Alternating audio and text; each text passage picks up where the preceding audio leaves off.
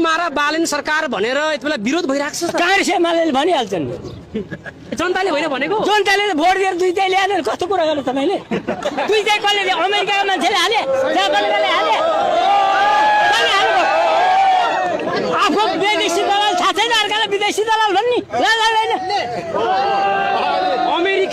अमेरिकाले भोट हाले हो, जापानका आए भोट हाल्न, यहाँ भारतका मान्छे हुन् भोट हाल्ने अस्ति घन्टीमा।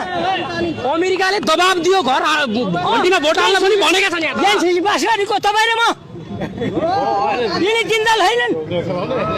अनि अर्काले विदेशी आफूले गर्दा सुदेशी, अर्काले विदेशी। बा चित्रबहादुर केसीले त अमेरिकाले जबरजस्ती घन्टीमा भोट हाल्न लगाए पनि भनेका छन् क्या। हो, मैले हाले जबरजस्ती मलाई गराए 77 वर्षमा खोइ हाम्रो कातिको जोरा सबै नचाहिने कुरा उनीहरूको बदल पाएन। जे बौला जे पनि भन्छ अब कांग्रेस चोर भन्नु त हामीले भोट हालेर प्रधानमन्त्री बनाइसकेका मान्छेलाई अपरिपक्व भन्ने त्यतिको हैसियत चाहिँ हामीसँग छ जस्तो लाग्दैन।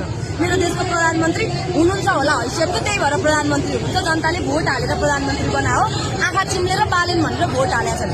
सो नागरिकको रेस्पेक्ट गरौँ, प्रधानमन्त्रीले जान्नु नै हुन्न भन्ने बाटोमा नजाम। उहाँले के भन्नुभएको छ त, म प्रधानमन्त्री भएपछि थाहा पाएँ भन्नुभएको छ।